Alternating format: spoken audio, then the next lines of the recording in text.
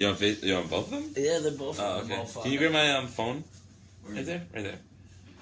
I'll try to get Facebook Live as much as I can. Okie dokie. Don't you know? What's up, everybody? WWP. We are here. Yo. We are an hour and a half late than we said televised or schedulized. It's Cerny's fault. It's our friend Chris Cerny's fault. There's gonna be no one listening to this. It's fine. Which might be okay. I think it might be okay if no one listens to this show. God. We're just warning you now. We're both a little drunk and other things. Like tired, and cold, and sick. I definitely lost my voice in the last hour. Oh no, I need your voice though. I don't know what happened. I need your voice. Let someone wear a collared shirt on the show and can call me P-Gas. It got a little out of hand last time you wore a collared shirt. It was like 3 times in a row. It was like fucking weird, man. Well, you're always weird. So probably everybody at 11 was like watching, like, when are they gonna come on? And then they gave up at 12:30. We're so excited for WWP to come on the show. They're all waiting there. They're waiting there. It's fucking 12:30 now. It's the next day. Do you want to do a mic test? Do you want to do a sound check before we do anything? Yeah, I guess we're doing a mic check right now. Because we had a problem a couple weeks ago with the microphone. The volume's not all the way up on that one. Is it not all the way up? No, the regular. Go on the keyboard. What? The sound button up. What? Where? Over there. This? Yeah, does that matter? No. Oh, okay. I don't fucking know. That's just how I'm not a technician of something. Alright, let's make sure that sounds okay. Something? Yeah, I guess we're doing a mic check right now. Because we had a problem a couple weeks ago with the microphone. The volume's not Oh, boy. Is it not all the way up? No, the regular on the keyboard. Oh, boy. This is going to be an interesting show. Yeah, we have to put Periscope on, too, to make sure. Oh, yeah, good call. Thank you. This is going to be on YouTube. Just us going like... Pretty much. Guys, thank you for joining us. Where's Rob Haas? Thank you for joining us once again for the Wretched Wrestling Podcast. Yes, please listen to us. You know, this is going to be an important episode. No, it's not. It's the most important episode that you'll ever have in your entire life. It's definitely not. Like, there's the man on the moon landing, and then there's WWP 71. And they're both, like, equal. Like, Lance Armstrong. They also happen at the same time, too. Lance Storm landed on the moon? Wow, I didn't know that. Lance Storm drop-kicked the moon. What an innovator. His drop-kicks are so high, he probably could drop-kick the moon. He probably could. He's probably bad. He's pretty awesome. If he can have your attention, please. Yes, please. Alright, we're just going to go right into the episode, everyone. Thank you for the LOL on Periscope, whoever said that. Yes, thank you for the LOL. Like, just no context whatsoever. They're just laughing out loud in general. Because you know what I mean? we're fun motherfuckers. Alright, which one's the Facebook and which one's the Periscope? I don't know. I'm pointing at this one. This is Periscope. Okay, Periscope. No, this is Facebook. No. This is Periscope. Oh, fuck. This one's all centered, so that's why I want to fix it. What are we drinking? Who's talking about? Antisocial Kin. What's up, girl? Holy shit. We came from a friend's party, so we've been drinking beer all night.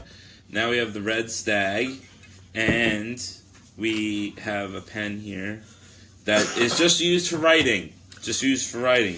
Like, there's no reason why I would ever have a pen in New York. It's actually the 15th pen we've ever owned, so it's pen 15. Pen 15, which means, like, oh, that's, well, okay. That means, like, penis, like... No. No? No. Okay. You want to start recording? Yeah, let's do it. I don't. Wow, Andrew Cubbage is here. The boys are finally back on a Friday night. The boys are back in town. The boys are back in town. Technically, it's in the morning. Fred, I might need you to carry the show again, which is probably a bad thing. It's not good. We ain't here till 6 in the morning. Now, usually... Sipping on gin and for juice. Our fans out there who lay back. What the fuck are you doing? Now, usually we have some kind of, like, docket that we go through, but this is last week's docket, so I'm going to show you this week's docket. Blankies. Maybe you should turn on the podcast. It's actually also my middle name. This is my middle name. Actually, I don't. That's me too. That's your middle name? Yeah. Oh. I don't have a middle name. Me and Fred share the same middle name, a.k.a.? Nothing. All right, here we go. Null and void, people. All right.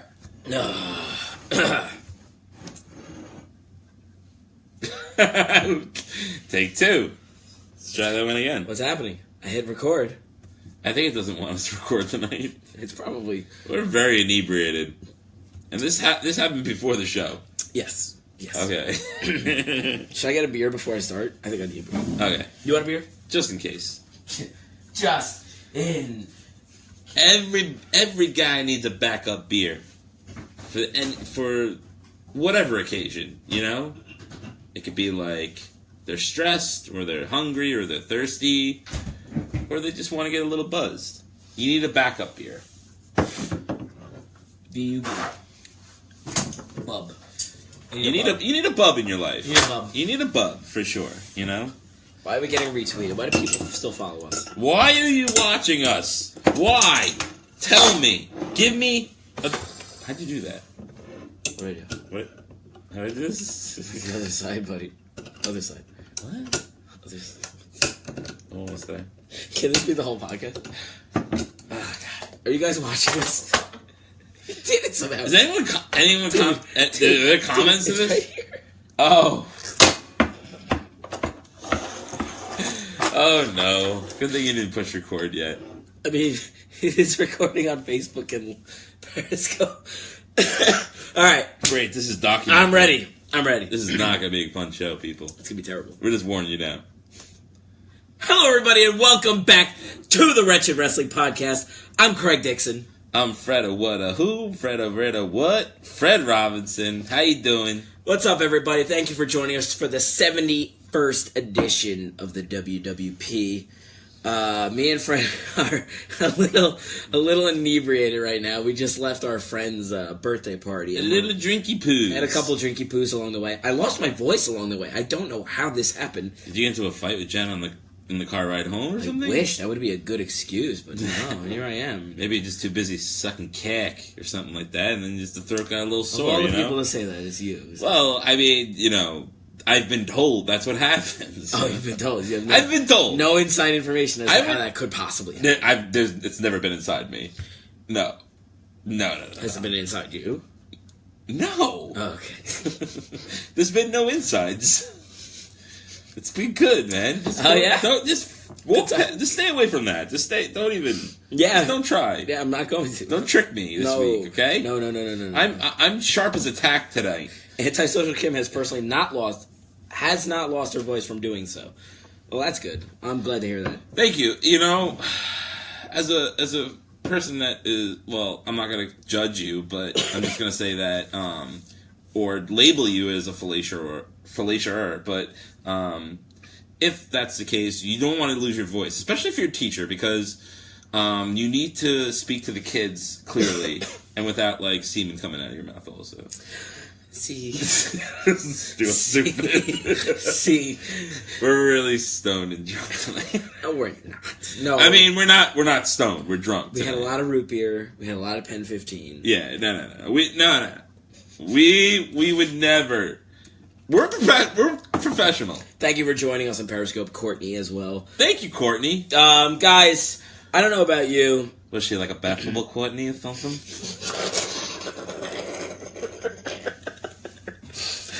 Does anyone know Chip Chipperson? Please. Shout out to Chip Chipperson. If you guys have not listened to the Chip Chipperson Podocast,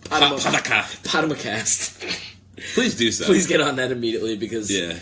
Jim Norton is a fucking goddamn genius. Yeah, it's the best podcast out there.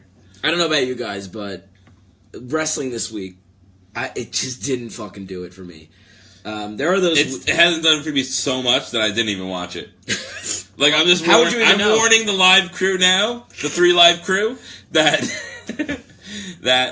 we did not watch wrestling. Who was the 3 live crew? That was Ron Killings. That was Road Dogg, and I feel like some other black guy was in it. That's racist. I'm not saying it's Conan. I was close to black. Not black, no. He's brown. Okay, now we're making generalizations. It's very inappropriate.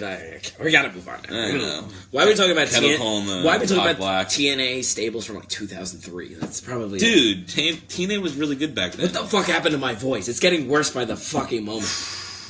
I think you're allergic to Fred. I think I am. That's a very good theory. Can we talk about how good Roman Reigns and Jason Jordan had a good segment and match? Yeah, sure. Go for it, man. Take I the thought lead. it was really cool. Like, Roman Reigns has been doing the IC, challenge, I guess, or some shit like that. Yeah, he's doing like a John Cena type of thing. but he's calling it his own, pretending it's brand new and nobody's ever done it before, but he totally has happened. Yeah. We see who reigns supreme, but oh, I see what you did there. Yeah, and so Jason Jordan came out, and Samoa Joe came out, and he was just like, "Yo, you're a punk ass bitch, man." He was like, "Well, at least I stepped up and did my shit, whatever." And then he gave Roman Reigns like, "Yo, fuck off, Jason Jordan. Let me talk to Samoa Joe for a second." And Jordan was like, "Fuck that!" Gave him over the head suplex. It was fucking awesome, dude. Yeah. And then they had a really good match. Like Jason Jordan, it was too weird. It was weird that like the two wrestlers facing each other, everyone like doesn't like and hate at the same. Like they hate them and like them at the same time. I've never had such a situation like that before. I don't remember much of this segment other than how much the crowd was shitting on Jason Jordan the whole time. They really weren't feeling it. Which makes Roman Reigns look awesome. And somebody pointed this out on Twitter the other day, and I was like, oh my god, I didn't even make this connection. But, like, do you remember how when Kurt Angle first joined WWE, how highly touted he was, and they, like, had all these vignettes of him, like, debuting? And he was supposed to be a face. He was supposed to be a baby face. He was supposed to be, like, this American hero, but it was, like, in the middle of the fucking Attitude Era. Yeah, of course, that wasn't going to work. Yeah, like, the fucking grunge wrestling crowd was like, no, we don't want that shit, so they booed the shit out of him. And that's kind of the same thing that's happened to Jason Jordan right now, and he's supposed to be his fucking, illegitimate son and whatnot. So I kind of, when somebody pointed that out on Twitter, I was like, oh, that's a good point. Like, he's kind of filling the void that Kurt Angle did when he first debuted. He's doing this, like, I'm a great wrestler. I'm trying to do the things the right way. The right way. Yeah, the right way, and he's getting his ass kicked. He's getting hurt all the time. I'm just, like, afraid that, like, they're not going to do what they did with Kurt Angle. Like, instead of just making him a monster heel, they're just going to keep trying to make him babyface. Yeah. I mean, right? I don't know. He kind of has. He kind of has to turn babyface, right? Though, like, because Kurt Angle keeps like giving him a pass because like every time, all the time. Yeah, he keeps giving him this like opportunity to like, hey, like prove that you're not injured, prove that you're going to be able to pull this off. Like, I'm glad that you're willing to take on Braun Strowman. I'm glad you're willing to take on Roman Reigns. And then, like, he does, and he gets hurt in the middle of the match, can't finish the match, or he gets his ass kicked, or whatever the fuck happens. Yeah. And it kind of makes him look like a pussy, but he's, like, still saying, like, hey, I would have been able to do it, but I'm hurt now. And, they're kind of planting the seeds. Like, it seems like that's where they're going. I hope right? so. I mean, I want him to do well. I don't want him to do bad. How can they establish him as, like, I mean, like, let's say, theoretically speaking, they wanted to just do it as a face. How could they possibly convey him as a face after the way he's acted and the way he's he's acting like a little baby, right, kinda, right, yeah, exactly. That's what I'm trying to get at. I don't know if it's his fault or if it's the writing's fault or whatever, but like it's just it's a combo of both. But it just seems like it's you never know. It's okay to go the same route like you used to. You know what I mean? Like just because everyone says like someone's babyface, but they get booed all the time, blah blah blah. They should pull a Rock and everything like that. I don't know, like. You don't have to do it all the time, but for some people you should, like it just logically makes sense. You really need to.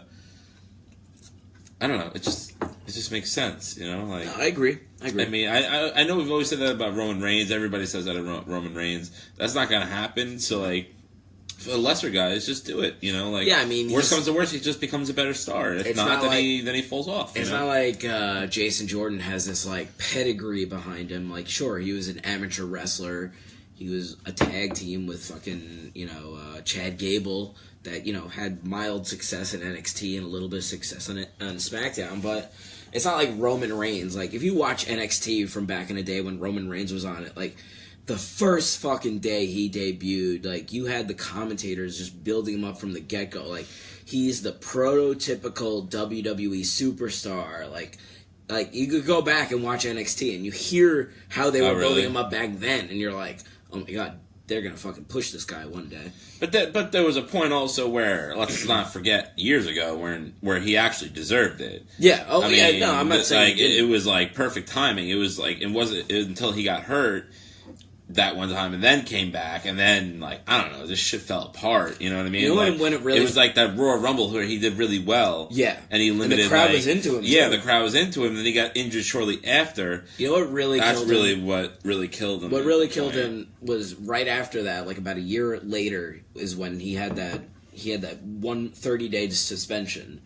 And I feel like that really killed the crowd for him. Really? Even you don't think anything before that either? Well, the crowd had started to turn on him, but I felt like that was Daniel just Bryan, I feel like, has to be the reason, too.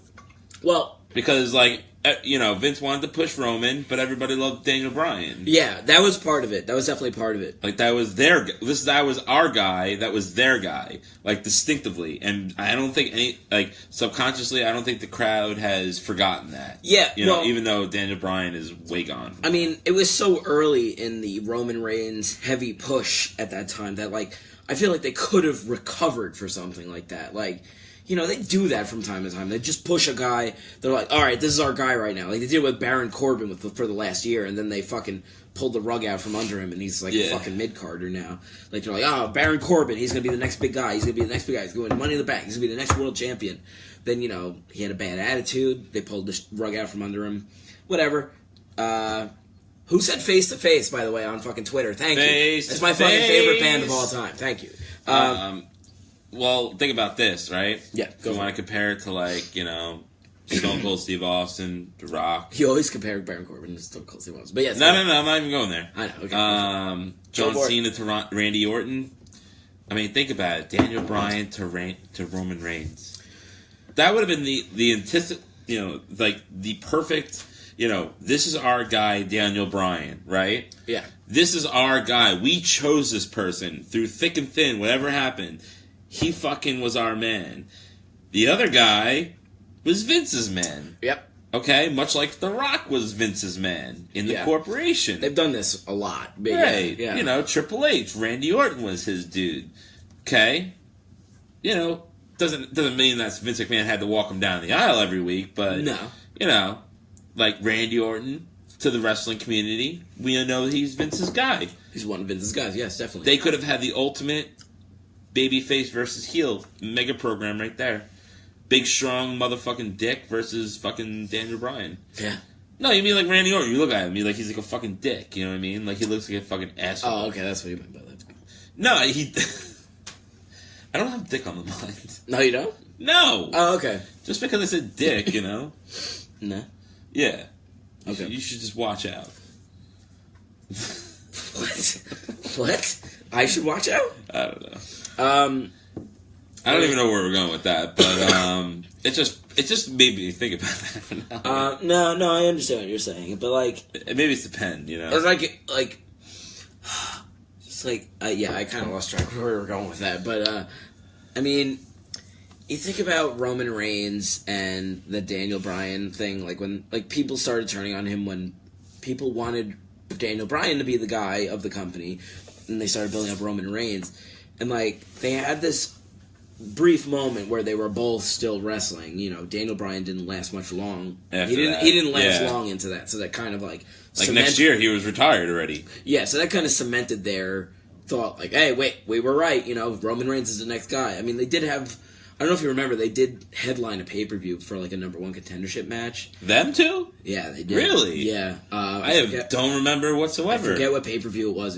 It was a good match. But you and me, of course, were very upset with the outcome because you know where it went. Yeah. So maybe you suppressed it a little bit. Maybe it did. I seriously don't remember main events from 2 years ago. Yeah. They were AJ Styles and Dean Ambrose headline TLC. I'm like, I don't remember that, dude. I don't remember that either. I'm like, I guess that happened because you said so. They could literally be like, The Rock came back and beat Roman Reigns last year, and I'm like, yeah, of course that totally happened. remember that. Yeah, totally.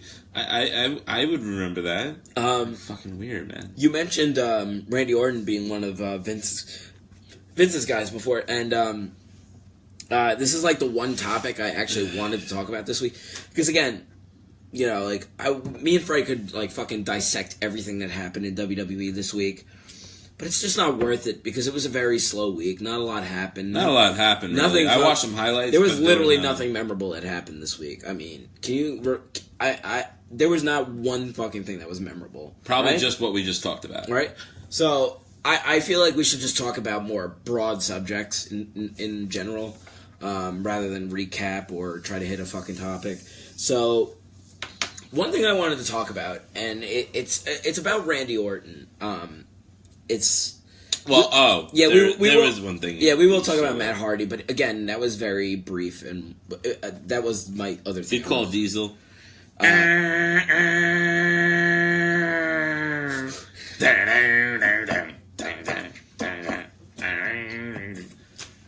You done? Sorry. Okay. Big Daddy Cool. The one thing I wanted to talk about Randy Orton. This is like I didn't tell Fred I was gonna, discuss this topic at all, but like what? It's just like Traitor. Something about him that I remember a couple of months ago somebody on our we did an Ask WWP segment on our show where we took a couple questions, and one guy asked, "Is Randy Orton I'm not high, but you see that, right?" Yeah, I did. Somebody on WWE said on our podcast said, "Is Randy Orton a Hall of Famer?" And we both kind of went like, "Nah." While he's 99, right? We said like he's not in the top 50 wrestlers of all time. He's not in the top 20 wrestlers of all time, but he's probably a Hall of Famer just based on his resume. For sure. Yeah. But like I've kind of I've kept that in the back of my head the last couple weeks, and I've been like watching him on SmackDown, and he's got this he's just got this presence on SmackDown where he's just kind of there, and he wrestles in main events, but he's got no direction every week, and I'm like, we've talked about this a while though. I know we've talked about this for an extent, and I'm like, as fuck. What are you talking about? Like, it's not true. It's not true. Shut up. Someone like low as fuck. He's like low as fuck yeah. As like a dry hump or something. I'm like fucking high as a cloud, like a cloud or something. Not high as fuck, but something. And, without beating around the bush too much, the point I wanted to make is how does Randy Orton have such a legacy in WWE to be a Hall of Famer? At this point, it's really think about it though. What has he done? He's been a 12, 13, 14 time world champion. Yeah.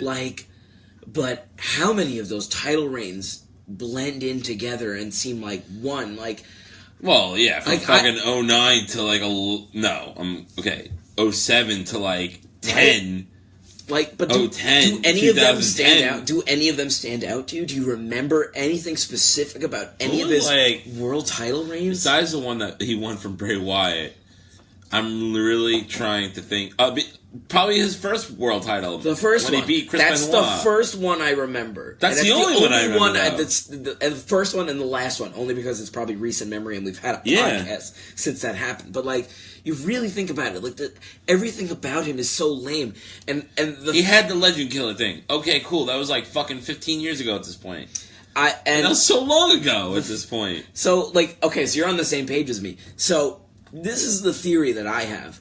Okay. If not for the finishing move, the RKO, he would be completely irrelevant today. And I feel like that is the only reason that he is somewhat of a merch guy, somewhat of a guy who's got this standing in the company who'll never be fired. It's all because of his finishing move. The fucking finishing move that he fucking stole from somebody else that he didn't even fucking invent. The fucking RKO. But that also worked for the person he stole it from. Right. DDP. Yeah. That's how DDP got over. I mean, not to the level of Randy Orton, obviously, but the diamond cutter out of nowhere popped people, dude. I remember watching that when I was 9, 10, 11 years old. Oh shit, that's fucking awesome. And then it built it up from there. I mean, plus he was Eric Bischoff's homeboy, but nonetheless, that definitely right, turned a corner for DDP. Besides his feud with Randy Savage. But doesn't that seem like such a stupid reason to make a guy over? It was one thing. Move. Well, it was one factor for DDP. I'm talking about Randy. Though. Okay, so Randy Orton. was in the right place at the right time. Let's say he was in the right place at the right time. Let's say his finishing move was not the RKO or the cutter, if you want to call it that, or the diamond cutter. Let's say it was still that fucking. Remember when he first debuted? He did that fucking that leg spinning neck thing that he used to do. I forget what that fuck was called. Not the final cut. That's Goldust's move. But something like where he would hook your fucking head behind his knee and he would do this spin out switch like thing move. No, I don't remember. They used to give that to every fucking rookie in WWE. Like a roll of the dice type of thing, or that's like that's with the neck really. But. Yeah, I don't even fucking remember what it's called. I might as well Google it. But like I'm just trying to picture like if he never changed his moveset and he just kept that as his fucking finisher, I don't think he ever wins a fucking world title. That's the point I was getting at, and I'm like... He was at the right place at the right time. Right, because he was a young guy... Sometimes that's what it is, though. A young guy in 2003, 2004, after Brock Lesnar left WWE, after Rock left WWE, after Stone Cold retired, after Triple H started going into, like, obscurity, coming in and out. Jericho was semi-retired. Jericho started leaving, like... I mean, you had HBK and you had Triple H. I'm convinced if, like... But, like, a lot of people weren't there. Like the Ozone, the Overdrive. That's what it was fucking called. I wouldn't even remember that. You don't remember the fucking Overdrive? Even if I wasn't inebriated, even if I wasn't inebriated, I would have fucking never known that move. You don't remember that? I don't remember. I always remember the RKO. I don't remember Randy Orton from the blue and yellow trunks back in the era. You don't remember that, but you just exactly fucking quoted the time frame that he fucking did it. Shut up. You want to see it, Fred? I'm gonna pull it. Really? Do I need to see this shit? Because it's a terrible move and it takes forever to set up. Oh, but we got an ad. It sounds stupid from what you said. It's fucking retarded. It's fucking retarded. So basically, you got a guy, and you got to get his head under your knee, and then you got to spin him around. Oh yeah, I know that move. Yeah, that's like a typical a rookie finishing move. That's like a 2000. That's like a 2001 indie move. That's exactly what it is, 2002. So you're in the right time frame. But everybody also does the roll of the dice where they they hook you from behind and then they roll into you like that. Like those are like the two give a rookie a new move kind of guy, you know? Give a rookie a chance move. But it's like I'm just convinced the only reason that Randy Orton has this exact standing that he's in the company right now is all because of a finishing move that he fucking stole. And it just bothers me to this day. Because, you watch SmackDown, he's not the focal point of the storyline he's in right now. Like, you have Kevin Owens and Sami Zayn who are feuding with Shane McMahon. So Shane McMahon's punishing him and putting him in matches with Randy Orton. And, Shinsuke Nakamura is getting involved, too. Yeah. And, so literally Randy Orton, a fucking legend, future Hall of Famer. I'm putting that in quotes in case he never does, but he will. Yes, Ross. We're talking about the Spinning Famouser. Yeah, basically. Spinning Famouser. Yes. That was the Overdrive. Yes, the Overdrive. Exactly what you're thinking. That's exactly what it was. So good call on that. So I don't know, man. I think he rests on that now. You see his Instagram and you see him doing the RKO to his kids or the kids doing the RKO. It's fucking over. The move is over. The move is over. Okay. It's way over now than it used to be though. Okay. Sure. I'm not saying it wasn't ever over. I'm saying that now it's like a step below the Stone Cold Stunner. Give your RKO, RKO, how many YouTube videos do you see of, the boyfriend giving a girlfriend a fucking RKO into a pool or something? It's the next Stone Cold Stunner, almost, but not as cool. Yeah, but that's just the point. At least, okay, you take the Stone Cold Stunner away from Stone Cold Steve Austin, you still have... The trash-talking guy. Right, you have the fucking beer-swinging, whatever the fuck he's saying.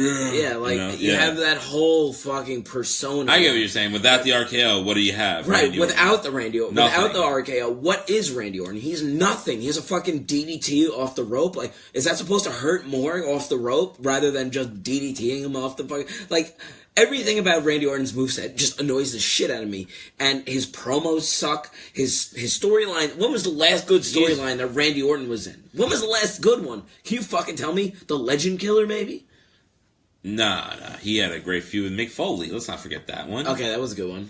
But Yeah. I'm confusing with I mean, that was the Legend Killer time. That was like 2003, 2004. That's the Legend Killer, Randy Orton. Right. Well, I'm just okay. So you, No, I mean, he had a good feud with Christian, yeah, I feel like that was all Christian. but that was also like, It was Christian. but Also, also all the promos. but it was also like during the SmackDown dark period where like, It was a very dark period. yeah, like I wasn't even watching SmackDown, but I was kind of into the program anyway. Yeah, but I feel like that was a lot of Christian pulling the strings there. Well, yeah, that's true. I mean, yeah, he's definitely rested on his laurels for a long time. Right? So Since, like, the days of, like, Edge and John Cena and stuff like that. yeah, I don't know. Sorry, I kind of wanted to vent about that. I'm like, what is? Right, To me- he's basically, at this point, he's just, I don't even know what the fuck that was. I think our podcast broke. At this point in his career, he's just a move. He's just the RKO. That's it. He's literally just a move. That's literally it. all he is. That's it. Because if you can make it a fucking, Can we make a comparison to another wrestler like that at all? yeah, go for it, man. No, I'm trying to think. Like Somebody else who's just a move. like past or present. That's a good question, man. I would go just a move. Just a move, man. I can't say a guy who has gotten as far as Randy Orton, no, there's nobody. Yeah. I mean, like a 12-time, 13-time world champion, no one. No one. I mean, The Rock was crazy over. Triple H is crazy over. I wanted to say maybe X-Pac as far as like the Bronco Buster was like the thing that got him over. I mean, no disrespect to X-Pac. I mean, he was a good wrestler. But to a much lesser extent than Randy Much Orton. lesser extent to Randy Orton. Correct. But I mean, like a main eventer, like a guy who's a world champion, even a world champion, period. Like any world champion, Like, you can't that's even say, like- rested on his laurels like Randy Orton has. I can't even think of one. Not like nobody. Nobody is in that. Cause Randy Orton is literally just one fucking move. That is him. That is Randy Orton. I know I'll say this is like an unpopular opinion, but like, Go for it. I feel like the Young Bucks are nothing without super kicks. That's true. That's true. I will say that right now. No, I know agree. I agree. I'm inebriated as fuck, but like, No, I agree. but I'm with you, without the overness of the super kick, they're great wrestlers. They do great, amazing moves, but they definitely got over by like the suck it, doing 20 super kicks in a doing match. super kicks up the ass. Yeah, I mean the Bullet Club. I mean, but like the whole suck it thing, like bringing the DX and the NWO shit back to Too Sweet and everything like that. Like I feel like a lot of their overness in the ring is they're great wrestlers, but like the super kick like gets them over. No, you're totally right. I totally agree. I don't know. I'm with you on that one. It's kind of interesting in wrestling how like one thing could probably help you so much. One Look fucking move. at that guy. You know that guy Joey Ryan from the independent scene, right? Yep. Like his great fame. What's the saying? His something to fame is. Call to fame. His call to fame is the fucking like dick grab, where like the guy tries to Yeah, grab yeah, his yeah, dick, yeah. and like his dick is like super So powerful. Yeah, that he so goes for powerful that it overtakes them. Yeah, yeah. Without that, he's nothing. Elias, I always say Elias. Damn the super kick already. Yeah, dude. Elias. Elias. Ladies and gentlemen. Elias. I love that Elias gets his own themes, like his own entrance on the WWE. Better than everybody else's intro in WWE. That's true. Haas Registrar saying Bradshaw too. Yeah, okay. Sure. Less than Randy But Orton, I mean, but Bradshaw was fucking jobber until he became JBL, and then JBL was just like... I don't think he was known for his ladder. I mean, well, no. Okay, sorry. He is known for his clothesline from hell. From hell, yeah, of course. But, I mean, the pedigree of Randy Orton, no. They gave him one world title reign. It was a very long one that lasted way too fucking long, but no. He's also saying, the Dudleys, no, fuck that. The Dudleys are awesome. Big Show's... The Outlaws were nothing but a promo. Yeah, the New Age Outlaws, that doesn't make sense. Big Show, I mean, everybody... Big Show would have got over anyway because of his size. Yeah, I mean, look at fucking Big Cass right now. And Roman Reigns, I don't think he's over. Roman Reigns will get over no matter what his fucking moveset is because girls want to blow him. Yes. That's just how that is.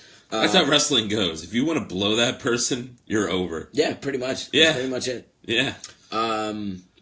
So, I better start working out then. Other big news. Rikishi, another good one. I would also go Scotty 2 Hotty. Again, none of these guys are world champions. But we're talking about upper echelon. Sorry, man. Upper echelon. Upper echelon Randy Orton. I mean, you got to think of main event people. You know, yes, there were plenty of mid carders to low carders that had one move. Yeah. Got them over during that time. We're talking about, like Santino Marella and the Cobra. You want to go really random fucking Justin Gabriel. Remember that guy from Nexus? Oh, yeah. Literally the only thing he could do was the shooting star press. He was so good at the fucking shooting star press, but he fucking sucked in the ring. Like, that was the only thing he was good at. You don't think he was a good wrestler? Justin Gabriel? Yeah. No, I don't think he was a good I have a soft spot for him. So, do you have a soft spot for Billy Kidman, too? Fucking No. Old Billy Kidman with his He had the worst shoot. Even back in 97 when he fucking knocked out Chavo Guerrero in a fucking Cruiserweight title match. I remember that. I'm even going to, WCW. I was going back further. in, 97. He still had the shittiest shooting star press. Because he could do it doesn't mean he was good at it. Yeah. Hey,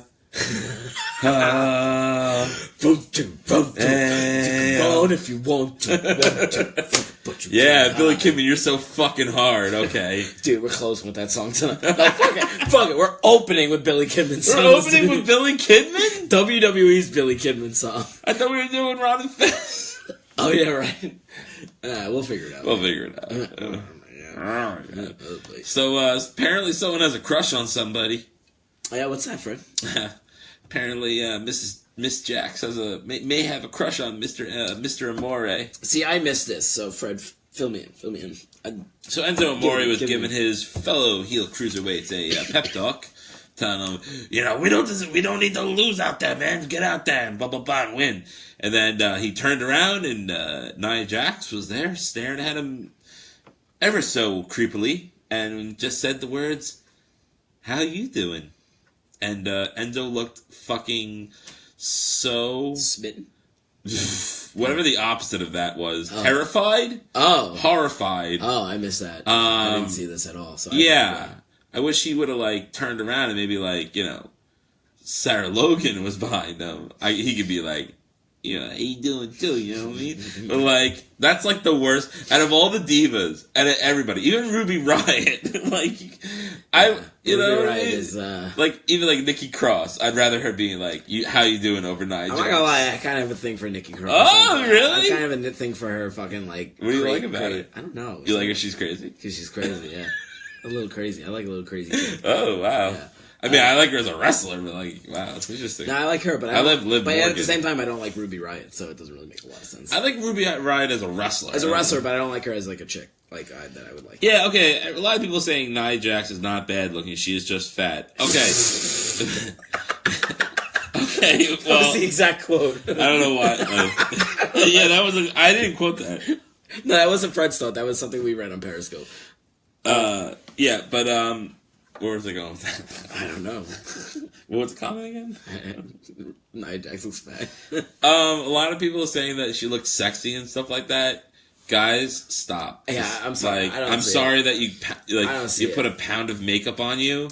I could put a pound of makeup on me too and look fucking hot as her. I feel like a lot of this is I feel like a lot of this is a lot of saying that the socially correct thing is don't fat shame Nia Jax because she's a little overweight. No, I don't have to be attracted to her because she's fat. Generally, I'm not attracted to fat girls. Yeah, exactly. There are some that I do like. That. Right? There have been. It'd be oh, she's a cute girl. Yeah, she was good to go around. I like her. Should we show the shot glass? We have this shot glass that looks super gay. It's very gay. What is it? It's a butterfly that's It was a... It's a glitterly butterfly. And Craig's about to drink out of it. But on the other hand, I also have a smiley face hippie on mine, so we're super It was sandals, but then we washed it in the thing. Yeah, I'm sorry, people, okay?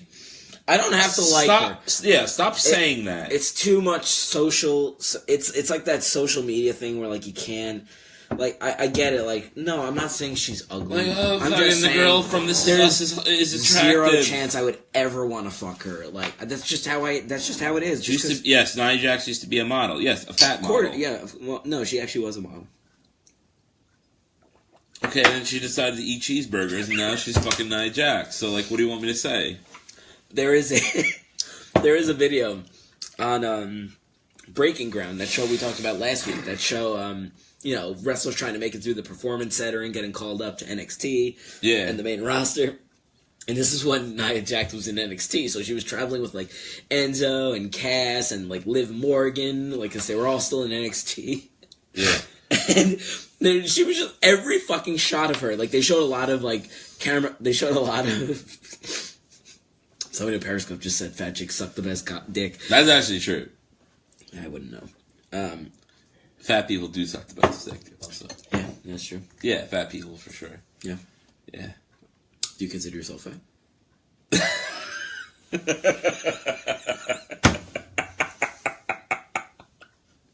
That was fucking good, Craig. Thank you. That was fucking good, man. I can't even come back from that. That was awesome. No, you can't. No, but they showed Nia, and, like, they do a lot of, like, they put a fucking camera in the car for Breaking Ground, and, like, like, they're just talking, like, they show them talking on the road, kind of like that ride-along show that they do. That was so good. And fucking Nia Jax in every fucking scene of the goddamn show is eating a goddamn cheeseburger, and she has, like, she's not even, yeah, dude. She, like, doesn't even take a break between eating. She's just like she's talking to Alexa Bliss. There was one with her and Alexa Bliss, and, like, Alexa's like, I really want to get called up one day. And she was like, yeah, you should do that one day. So I'm like, oh my god, stop eating! You're on camera, you fat fuck! Just annoyed the shit out of me. I'm sorry. Yeah, dude, you're into WWE. You got a shot. At least try to act, like, somewhat healthy. Right, like, you're the... I get it. You're traveling around a lot, and, there's not a lot of options at the middle of the night. You gotta go to, like, a fucking Whataburger. The one that I remember was in the middle. It was fucking daylight out, so I don't even know what her excuse was that one. Oh, then she's just fat. She's just a fat shit. No, I'm whatever. We don't have to like fucking Nia. Fuck Nia. Corey considered him fat from Rob on Facebook Live. No, we worked out a lot, and she could... Hey. Do I have to say that? Can you just You're right. Can you just let me have this? Okay, you can give me that. That's fine. We worked out a lot, and I got slim during that time. We bench pressed a lot. I noticed. She bench pressed a little bit more than me, but, like, I bench pressed pretty good. Yeah. Yeah. Okay. Her squats were, like, fucking unbelievable. I don't want to know about her squats. Okay. Sorry. It's okay. All right, let's move on. But I mean, it was really good though. Like, her glutes were, like, super tight and stuff like that. Nothing about this is good. No, nothing about this. We shouldn't talk about this anymore. No, we should move. Anything? We should move on. Her immediately. Her. So what else happened this week, Fred? The only other I don't know, dude. Semi-important thing to talk about was that we had the first appearance of Woken Matt Hardy. Woken Matt Hardy. Interrupted Bray Wyatt's promos. Thank you for that. It was wonderful. It was fucking wonderful because I'm sick of Bray Wyatt's stupid canned promos. Dude, it's on the monitors that don't make sense. I don't know what the fuck he's talking about at the time. And the contrast between him and his silliness of wokenness was fucking awesome. Let it ride, baby. Yeah, let it fucking ride at this point because, God, you know what? It's gonna make at least Bray Wyatt interesting too because it's like because they're two guys who are absolutely fucking delusional. Like when fucking and his character's fucked. Like we were talking about God. How many times did we talk about the Bray Wyatt and Seth Rollins feud from like a couple months ago? I totally forgot about that one too. It was just terrible. It was literally one of the worst feuds they've had the entire. We didn't know what they were talking about because Bray Wyatt was made no fucking sense every week. He's like in the middle of the fucking desert talking about brothers turning on him and how like I've only been here for 3 weeks and look at what I've done. I'm like. You didn't do fucking shit, bro. You weren't even world champion. You weren't even there. You were in fucking the fucking desert for some reason. Yeah, man. What are you trying to fucking try to find Undertaker or something? Something like that. You know? So yeah, no, I mean this is gonna be. It's a good first feud. I mean, who else? It's the perfect first feud. Yeah, who's gonna feud with? Like, you know, he's got to be with somebody that's like weird or mystical, and it can't be Finn Balor's demon gimmick. Yeah, and you know Matt Hardy is going to be over when he does this too, so he has to be a face, and that means he's got to do it with a heel too. If Finn Balor's a face, so he can't do it with Finn Balor. And then imagine like when like this thing is rolling, right, and then fucking Jeff Hardy comes back from shoulder surgery, right? And then all of a sudden, like just in case like the program gets slow, the eater of pizza. The eater of pizza. Oh man, we had so much pizza tonight. It was so good. Mexican wrestling rules. We're getting a lot of weird comments on Periscope right now. Yo, that guy, what's your name? Black Jacket Dude. Did you watch World and Worlds Collide 1994? Because that was a good pay-per-view. That is very random. It's from AAA. AAA. From Mexico. I try to not remember that was a thing. But it was really good, though. They had, like, the most random people in it, too. I remember watching a triple... Pull up the card. Like, you'll see, like, Chris Benoit's on it. Eddie Guerrero. I remember there was a AAA show on, like, public access or... Well, don't compare that. Wait. And it might have been... Televiva? It might have been, like, Telemundo. Yeah, it was. Yeah, and Carlito, right after he left WWE... was on it, and he had a match, and he came out to the ring, and it was like in a fucking football stadium with like only 3,000 people in it. It was like they tend to do that a lot. And it was like a football arena that had the capacity of like 50 to 60,000 people. They had about 2 to 3,000 in it. And he came out to the Raw theme song. Really? That's so sad. It was the Papa Roach one. Whoa, you never give it. And I was like, and like he was coming out walking so slow. I'm like, this is the fucking weirdest looking thing. Okay, that's not a good representation of with AAA. This fucking apple walking to the ring to that fucking fast ass fucking Papa Roach. I wish you could pull up the card to the show I'm talking about, because you would actually be really impressed by the card. Do you want me to fucking... Yeah, no, seriously. What am I looking up for? Okay. Look up Triple When Worlds Collide. This is what it's like when worlds collide. Okay, so this was like the first pay-per-view 1994, that AAA had in 1994. It was the only pay-per-view they had in 94. No, like in national pay-per-view. Like it wasn't like on a network or something. I hope we can find a card to this, because I want to show Craig actually how fucking good this show was. Doesn't have a card, right? Main event. Oh, here we go. Oh, no, it wasn't the main event. Okay, the first match was a midget match, whatever. Madonna's boyfriend, which was Louis Piccoli. Psychosis versus Rey Mysterio, Heavy Metal, and Latin Lover, who I know from WCW. The Pegasus Kid, which was Chris Benoit. Too Cool Scorpio and Tito Santana versus Jerry Estrada versus El Parca and Blue Panther. See, like, if you didn't watch WCW, you don't know a lot of these names. If you did, you fucking know what it is. And then the match of the fucking night, Octagon versus El Hijo del Santo, I'm so butchering this, versus the team of Art Barr and Eddie Guerrero, which was like... I remember Art Barr. They were really fucking... They were fucking great together. Art Barr and Eddie Guerrero were supposed to go to ECW together. Yeah. And then Art Barr shortly died. Yeah. Yeah, Octagon is a legend. No, I mean, if you've watched, like, WCW Luchadors, you would know, like, half this roster. Yeah. Like, Heavy Metal, I know this shit, you know what I mean? But, like, it's probably, like, there's only 5 matches, but it's, like, such a good, solid pay-per-view. It is. I mean, I'm with you, man. It is a legendary show, though. Anytime they give Eddie Guerrero 22 minutes of a match, I'm all in. Oh my god! And I love the match was so good. It was a hair versus mask match. I've seen this match on the Eddie Guerrero, the DVDs set that they used to have. Art Barr and Eddie Guerrero. Art Barr and Eddie were a fucking fantastic tag team. Art Barr might be probably better than him and Chavo. Yeah, no, definitely. Art Barr might have been the only guy who did a fucking frog splash better than Eddie Guerrero. Yeah, well, that's where he got the move from. Homage to him. But I'm saying he was the only one who did. And then like Paraguay versus Conan was like a shitty match. No, like, I mean it's Conan, so what so what else is going on, Fred? We're at 42 minutes here, so I mean, we're kind of like it's a slow month for wrestling. Let's be honest, Overall, wrestling is amazing from Black Jacket, dude. Yeah, I agree. Wrestling is awesome, but there are times like the current moment right now where it's just December is a slow month in general. It's just a little slow. Like think of the shows that we had, man. I kind of miss that.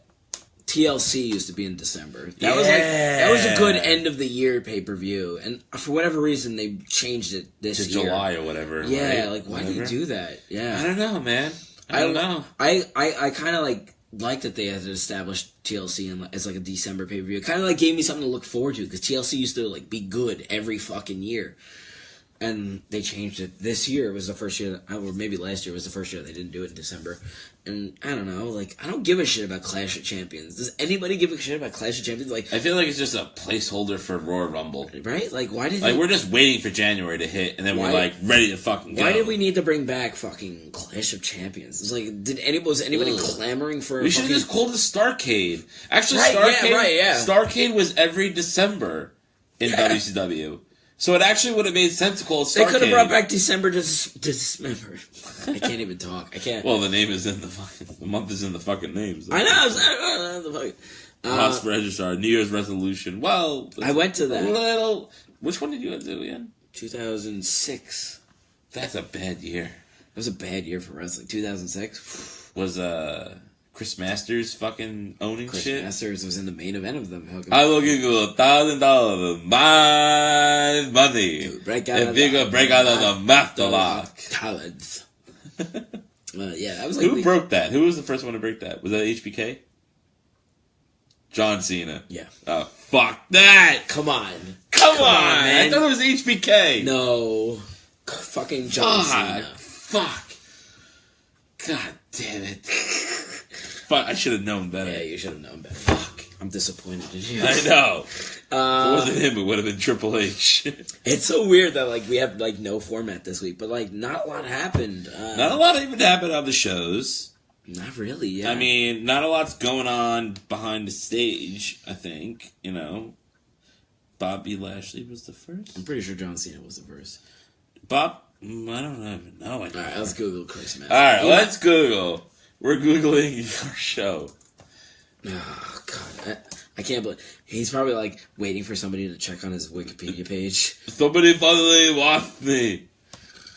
Return to WWE. Alright, let's just do challenge. Oh, God. Why are you doing all this? Oh, God, there's so many fucking challenges. He had so many fucking Master challenges. I think Haas actually might be right, Craig. On January 16th, Masters challenged Cena to take part in the Master Lock Challenge. Cena accepted the challenge and displayed signs that he might, in fact, break out of the hold until Edge attacks Cena. Oh, so it was a tease. Yeah. I think Haas might be right. I have a feeling now that Bobby Lashley did it. Why don't you just Google the question, you fuck? Why on the Wikipedia page? Because it's not going to... What, you think they're going to fucking... Google's going to have the answer for this? I bet you. Who broke the Master Lock Challenge? He's typing on the thing. What else do you want me to fucking say? Bobby Lashley! It came up right away! Really? Officially broken on March 19th. He did! Yeah, I remember this now. Alright. Well, he got $1,000 of it's his money. So stupid. Alright, well, you're right. There you go. Bobby Lashley, TNA fucking wrestler. But I was in the right track. John Cena was the first. You got one on us, Haas. John Cena was the first to start to break out of it before fucking somebody interfered. Yes. Yeah, I don't know, man. I'm just I'm so not into the product right now. Okay. I need the rock. December is a slow month. It really is. Yeah. Last year, as you know, we fucking had no episodes in November. We had no episodes. No episodes in November. And it's the holidays. We're pushing this through. Yeah. We're trying. We're gonna have a good Christmas show, I think. I think we'll have. Yeah, we're gonna come back in a couple weeks for a Christmas show. I'm not sure. We're highly inebriated this week. Like very. We didn't plan this. I'm we not tried sure. to stay sober as possible. I'm not sure if we're gonna be back next week for a new episode. We're gonna try. We're gonna try to fucking squeeze one in. But we did a Ask WWP. Oh yeah, let's do that thing this week, so we might as well get to that. So don't say anything because I'm about to turn up the Facebook Live off. All right, hold on, guys. I got it up here, so you don't. Because I got my answers to a question from previous. Oh, you saved. Yeah, because I have a terrible memory. It's good. Has nothing to do with what I smoked tonight. Okay. All right, let's do this. Wait, no. We got questions, bitch. People finally responded to us. Yeah, we got a couple questions. I feel like some of them disappeared. Where'd they go? No, View from the Top Rope had a good one. That wasn't the first one, though. Where'd the first one go? Fuck. You motherfucker. Motherfucker. I can't wait to listen to this paper, This is gonna be a fucking shit show. podcast tomorrow, and highly regret this. Highly regret what? Who said that? Oh, you said. I never regret an episode, actually. Well, No? okay. Nah, that's probably a mistake. Actually, screw that. I highly regret every time I come over your house. Because something always happens to me. Yeah? Yeah, like, every time something happens, it's... Like, things happen to me, and I don't like it. What's the matter, Fred? Well, the truth comes... Not the truth, but, like... The truth comes out. Your truth comes out. Like, My truth? Because you manipulate me. You manipulate my words and my actions. How do I manipulate your words? Because... manipulate? How do I manipulate your words? You twist them a little. That's why. Touche. You get me to say things, and then you twist them in your own sociopathic way, and you get me to fucking say something that I don't even mean or admit. You know this, Craig. I mean, this is not a new concept for you. I don't think that's true. You don't think that's true. That's such a thing you would say, too. Like, you know? All right, so I also promised I would plug the shows that that ask these questions. So, View from the Top Rope. Hopefully they'll do it back. The View from the Top Rope podcast at View from Top Rope.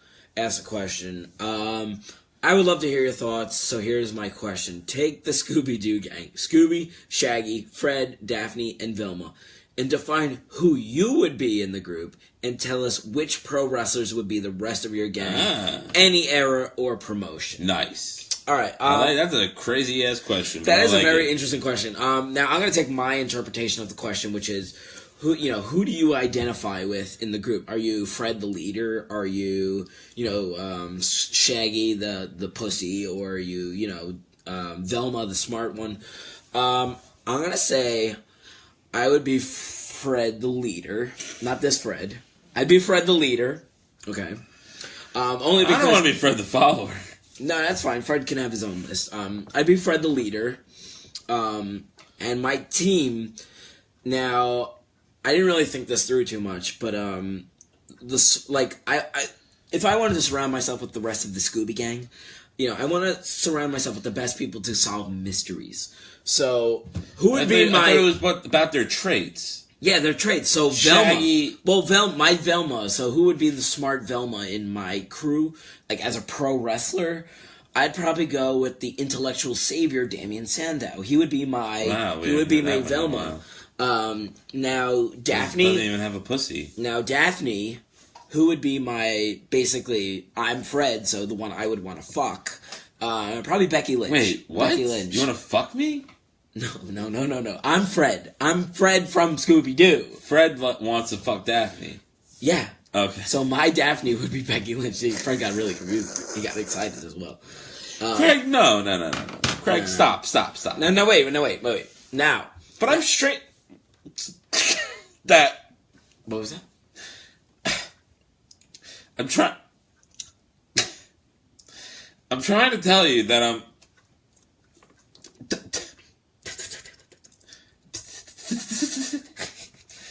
Great. There's pizza.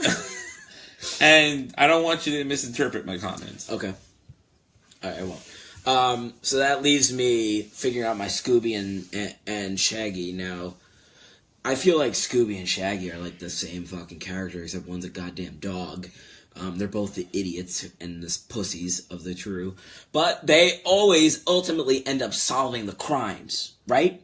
They always get the answer. So who would be my crew who would be like kind of like a pussy about it, but they would always get the job done?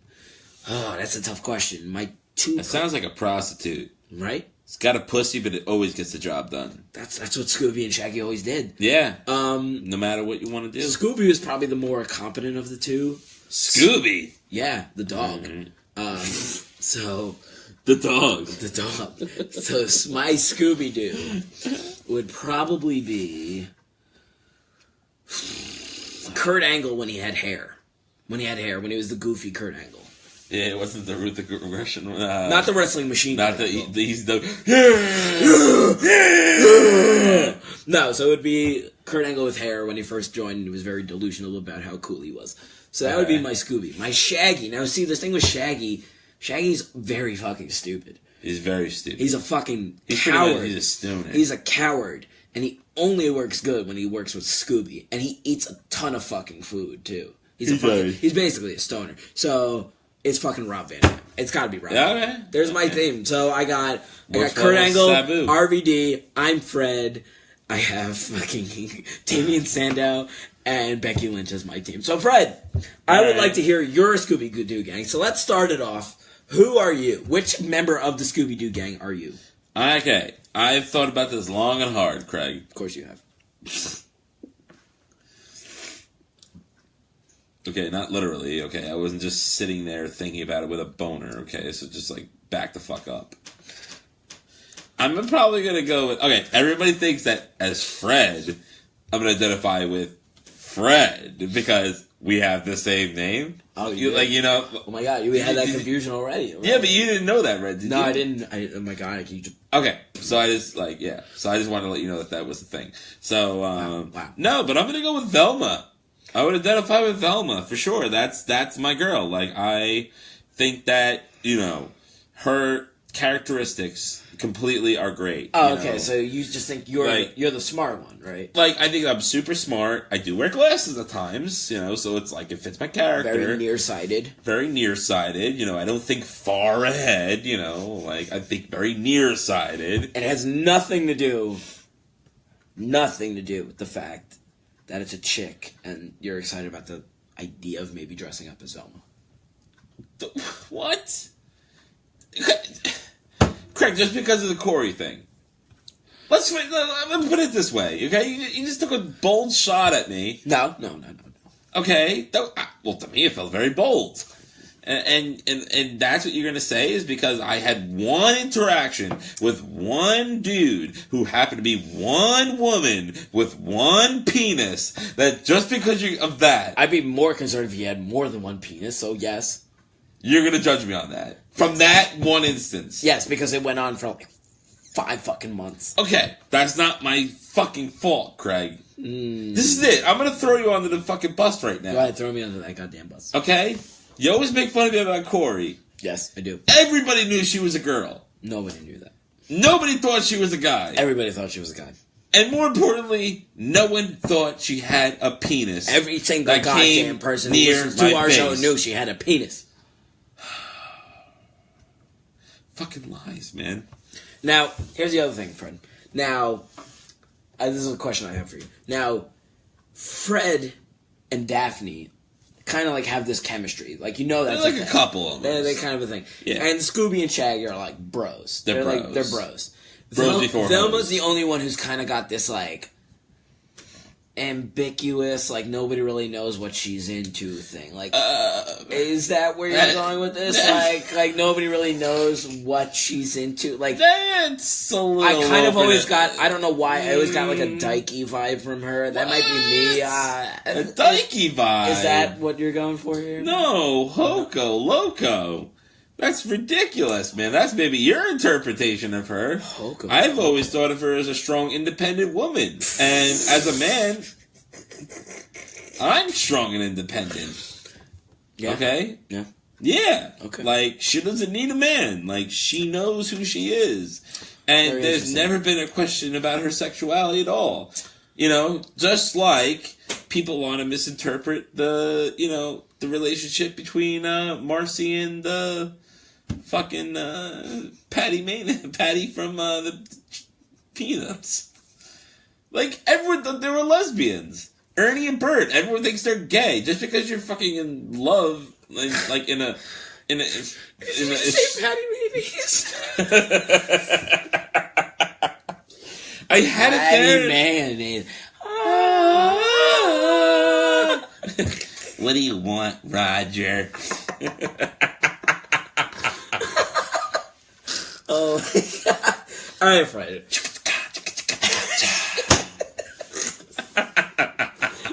I'll let it slide. Who's the rest of your team? You better let it slide. Okay, in this case, I included the newer version of Scooby-Doo with the addition of Scrappy-Doo. Now, I know that wasn't in the rumor, in the original question. That's fine. But that's fine, because for Scooby-Doo, I'm going with Kevin Owens, and with Scrappy-Doo, I'm going with Sami Zayn. Okay. He's the little, hyper dog, little dog. Yeah. Sami Zayn's kind of, dancing around Kevin Owens all the time. I like that. I like that. I was going to go with Big Cass and Enzo at first, but I thought, I'm like, I'll go with Kevin Owens and Sami Zayn to be more relevant. I like that. Shaggy, that's an easy one. It's got to go to X-Pac. Okay. Clearly, because he's a fucking stoner, and, X-Pac's a stoner. That It's fine. Daphne? No, I'm going to go with Fred first. Fred's the leader among men of the group. This isn't, a crazy answer, but John Cena. Okay. Fred is certainly not as jacked as John Cena. No, he's not. I don't think cartoons had steroids at that point, ever. They might have. Do you think there was a steroid ring going on? There might have been like Hanna-Barbera. Yeah, I always looked at Yogi Bear. Yogi Bear was a fucking jagged motherfucker. Look at Tasmanian Devil though. He was fucking roid raged. That's Warner Brothers though. That's a completely different team. See, yeah, that's the thing with all that stuff is I never knew the difference. Like Merry Melodies, Hanna-Barbera, WB. I never knew the difference between any of that stuff. WB is like Bugs Merry Bunny and all Melodies, that. Bugs Bunny. Merry Melodies, though. Yeah, same thing. What is the difference? Why is the difference between them? Why do they call it that? They're different. They're owned by different people. Oh. Hanna-Barbera was Universal and shit. He was more like Yogi Bear. Yogi Bear, Flintstones. Jetsons. Okay. All those shit. So those terrible cartoons that were on fucking Cartoon Network, pretty much. What about Space Ghost?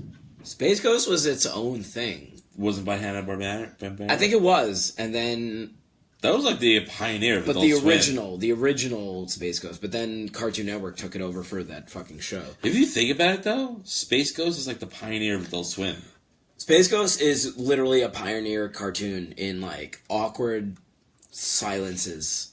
Like Archer. Yeah, Archer, Family Guy.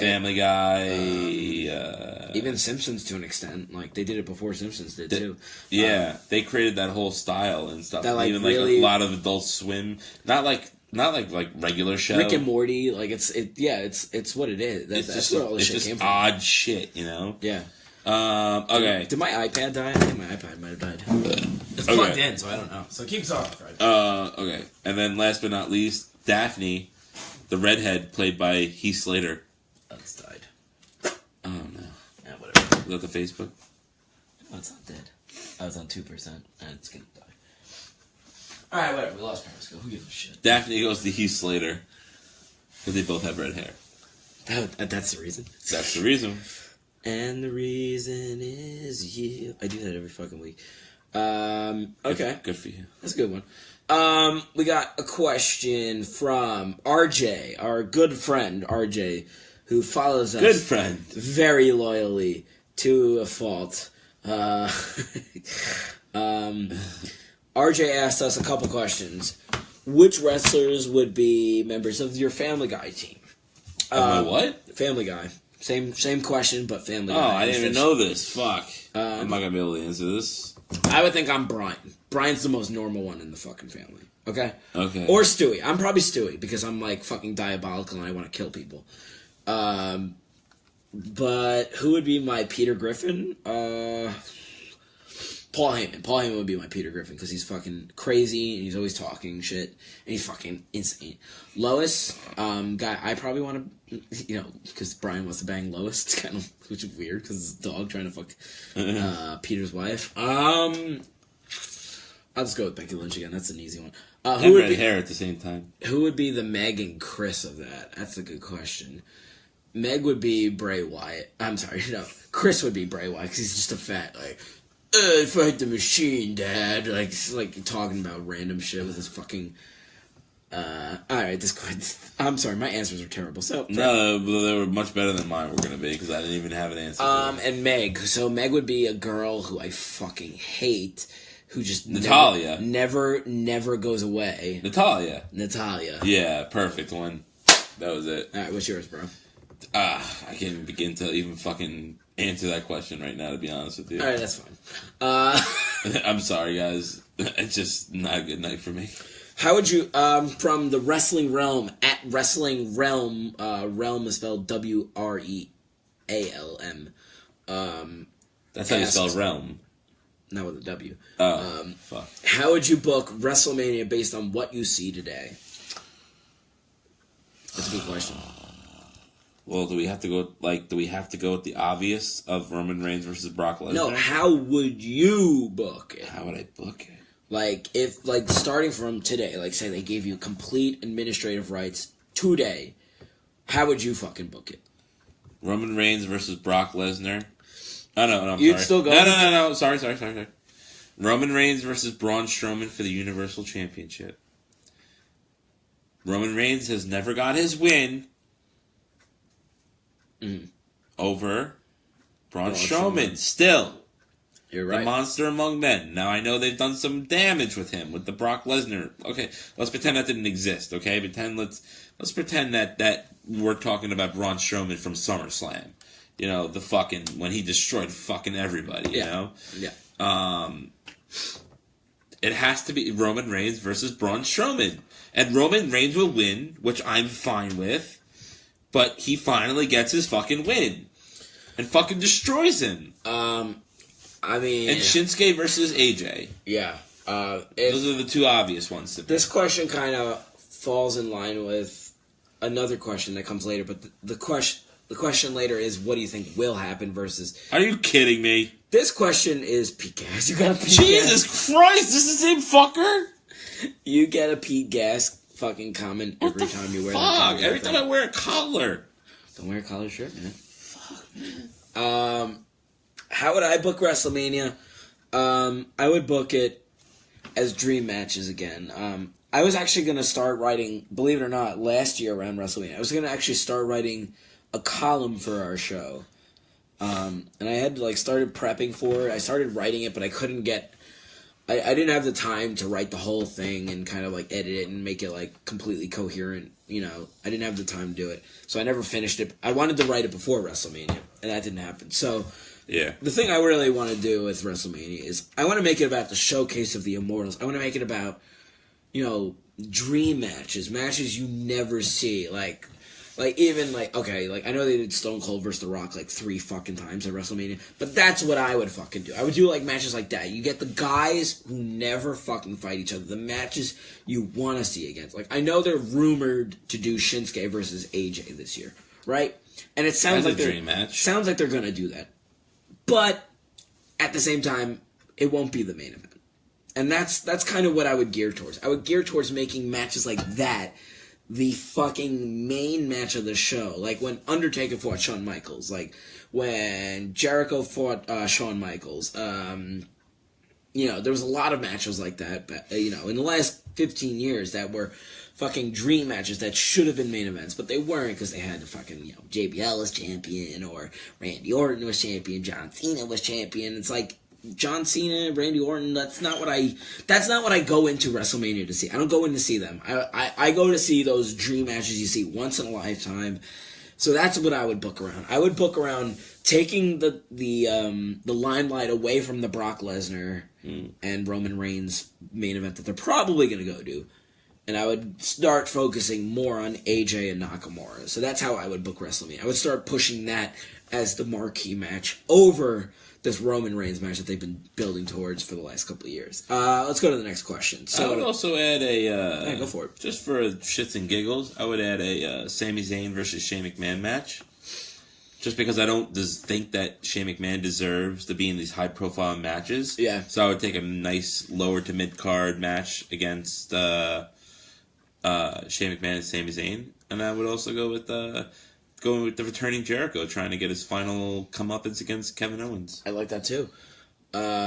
Next question from the Talking Bout podcast, at Talking Bout Pod, says, who's winning the 2018 Royal Rumble? This is a tough one, actually.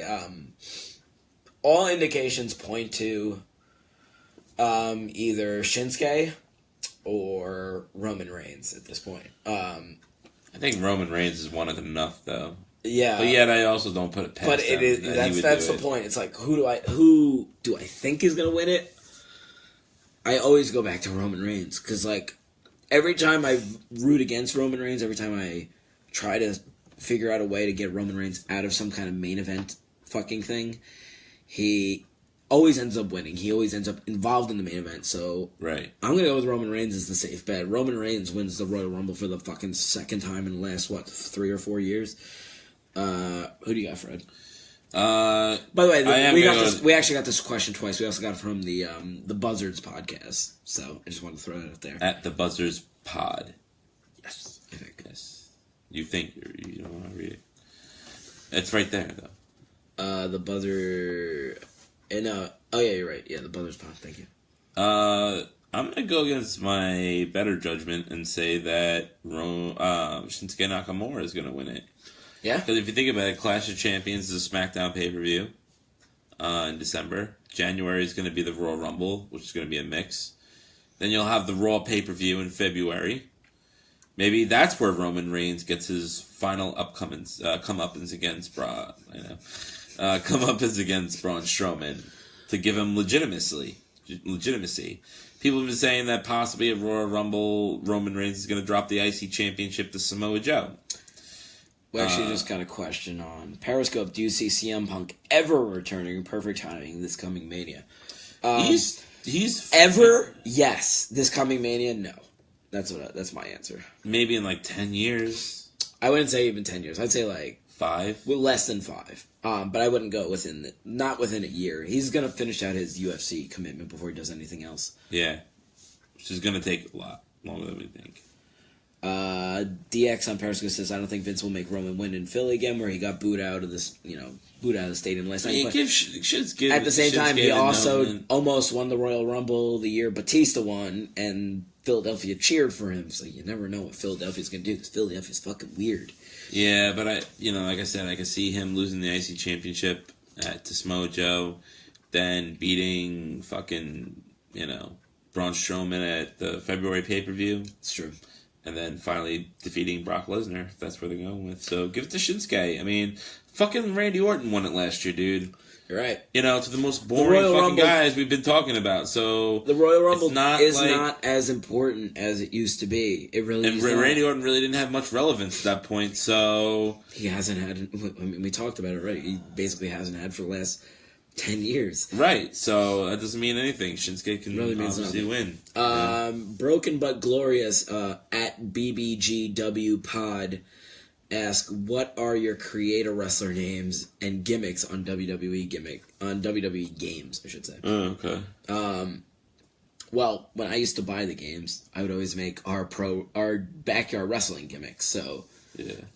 My backyard wrestling gimmick was Calypso. That was me. That's what I was. That was my name, and Fred's name was Johnny Shotgun. So I would always make me, I would make Fred, I would make our third character, which was either one of the two of us, called the Imposter, and I would make a few others. So that was my thing, and my gimmick was, I didn't have a gimmick. I was just me. You're like the Tommy Dreamer of our backyard wrestling. Yeah, I was like the Tommy Dreamer. I was just like the heart and soul of BBA. That's what we called That's probably the best way to say it. Fred was usually a heel, so Fred was usually a heel, but at times I was very Kurt Angle-ish, where I was like very goofy.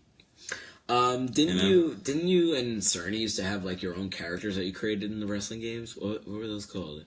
I don't remember. I don't remember. Me and Mike Oh, it was my Mike. friend, or in WrestleMania 2000, we had Funko Nata. We were Japanese wrestlers. Yeah. I was Funko Onita from the FMW fame, so I didn't even use a real, like, my own name. I used the fucking guy from FMW, basically. And Mike was like Wasabi something, you know. We were like these two, like, powerhouse Japanese wrestlers, and we had all, and of course, like, in the Creator Wrestler, we had all the fucking power moves. We had all the awesome, like, double T moves that you could possibly imagine. I forgot about that one, actually. Funko Nita. Oh, and our thing was like, you know, like the Dudleys do, like, Devon, what? Bring the tables. We had, for some reason, there was a hunk of cheese in the match, because I think it was like from like Al Snow and Steve Blackman. Okay. So we would go, Funka, and I go, what? Get the cheese! And I would get the cheese, and I would smack it over whatever person's head in WrestleMania 2000. It's so funny. If anyone plays that game, they fucking know what I'm talking about. And we would always put people through tables. RJ, who has his own podcast called Ringside Rant, had a couple questions. One of them he had already asked us a couple weeks ago, and we already answered it. Hold on, I gotta find it. I'm so tired. Well, he asked one a couple weeks ago. We never answered it. I don't even feel like answering because I don't know who the fuck he's talking about. Sorry, hold on. What's a better gimmick, Woken, Matt, or Undertaker? That's very fucking easy. That's very Undertaker. Undertaker, without a doubt.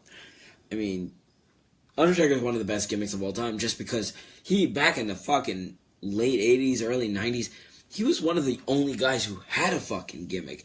Everybody else was just a fucking wrestler. Like, before the Attitude Era, what gimmicks were there? Besides being a complete joke, like Doink the Clown, fucking IRS, being, all these other gimmicks. They were all fucking stupid. Undertaker was the only gimmick that was like, holy shit, this is kind of serious, it's kind of scary, it's kind of weird. Like, he was very in character, you know, so like between him and Paul Bearer, like it worked because Undertaker didn't speak until like maybe 96, maybe like 95 when he would just say like rest in peace. I mean, it was all the help of Paul Bearer, you know, like who really pushed that character, because if you had the Undertaker by himself, he would have nearly not had the impact that he did if Paul Bearer like Paul Bearer's creepy. Oh yes, Undertaker, like, and just the way he would, like, you know, stand up after sit up after every bump he took, you know, and I mean those are little things, but like you could not have the success. No one gives Paul Bearer everybody knows he's a legend, but no one gives him the proper due of being, like, saying that he got the Undertaker over. Everybody just thinks that, okay, Undertaker put on makeup and wore black clothes, and he was over and he was a legend. You know what I mean? No one gives any props to the fact that that would have never happened if Paul Bearer was not the person who helped him out. No, you're completely right, man. You're completely right. I mean, he was the spokesperson for like 6 years. Yeah. Guy never spoke, really. Yeah, even... Except, like, rest in peace, that was it. Right, and back then, like, all you needed, like, for a gimmick like that was to not talk. So, yeah, like, the power of not talking, the power of being Aleister Black. Scared. Yeah, right. I mean, he does talk a little bit, a little bit, but not enough. Yeah, which is fine, which is good. Perfect amount of talking, which is very little. So when he says after he beats Velveteen Dream in NXT Takeover, I forgot the line now. He says his name, basically. He says Velveteen Dream's name. Yeah. He's like, to infinity, you are Velveteen Dream, or something like that. Like, but the crowd was like, oh shit! Like that was a big fucking deal that Aleister Black, like, got on the mic, gave respect to Velveteen Dream, and said his fucking name. Like, perfect. And then he doesn't talk anymore. Right. Yeah. I mean, like, Aleister Black does have the like, he has the roots to be a next Undertaker, but it'll never happen because they'll fuck it up somehow. Yeah.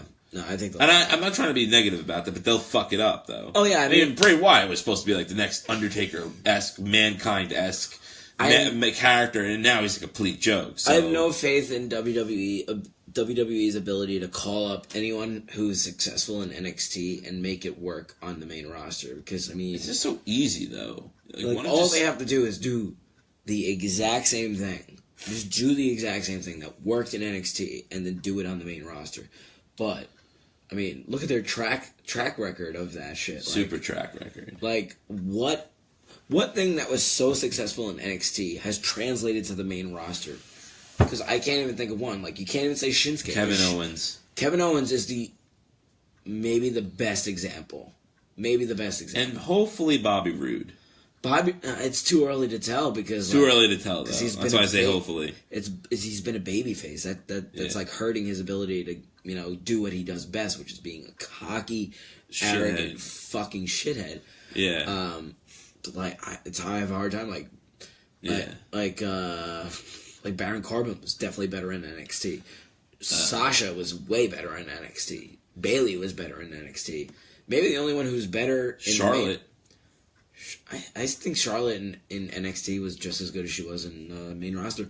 The only one who I think was eclipsed their performance in NXT was Alexa Bliss. She might be the only one. Yeah, I'll give it to her. She's the only one I can think of. Because she was always still learning. Yeah, like Nia Jax did nothing in Bolt. Really, she's looked dominant in some matches and she never won a big match. Yeah. Yeah, I don't know. The Wyatt family were better too. Someone was saying on a Periscope, how do you feel about Ronda Rousey going into wrestling? I'm okay with it. I think her MMA soul is kind of broken. After that Amanda Nunes fight, she got her ass kicked, and this is a good way for her to stay legitimate, stay tough as hell. And you know what I mean? Like, it's still, because it's fake. It's choreographed. They can make her look dominant again, kind of like they do with Asuka. Yeah. You can't make her look dominant if she's going to fight somebody for real, possibly, Right. There's a chance where she'll get her ass kicked in 40 seconds, like what happened last time. But if you put her in a good match against Charlotte for 20 minutes and make her look like a badass, then... and they have Shayna. She still has legitimacy. Yeah, and they have judo champion. They also have Shayna Baszler, whatever her fucking name is. Yeah. Baszler. Baszler. She's gonna start debuting in NXT soon.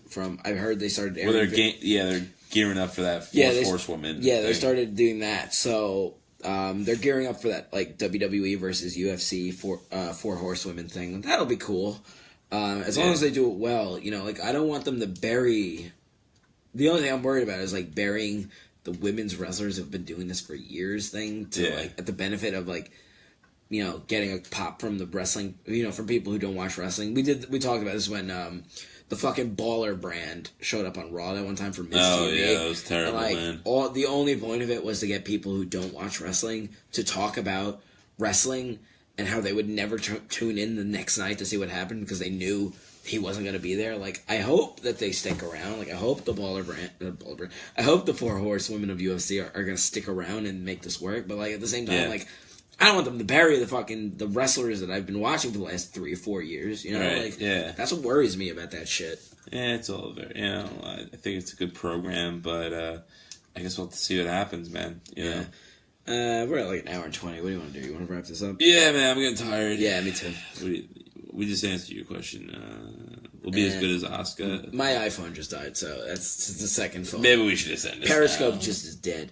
All right, guys. That's gonna be it for the Wretched Wrestling Podcast this week. Yeah. I'm sorry for the quality of my voice this week. I did not have it in me anymore. If you guys want to check us out, you want to check out any of our old episodes, you can check us out on wretchedwrestling.com. You can catch our YouTube videos. You can catch our links to 99% of our episodes, and anything else you need. We're on Periscope, we're on Twitter, we're on Facebook, YouTube, SoundCloud, iTunes, Google Play, Stitcher. Find us on all the fucking main podcasting platforms. I'm gonna let Fred sign it off here. I'm gonna tap out. Thank you for tuning in to the 71st episode. We'll see you guys hopefully next week. That's right, guys. Thank you very much for listening. I know it's been a weird episode.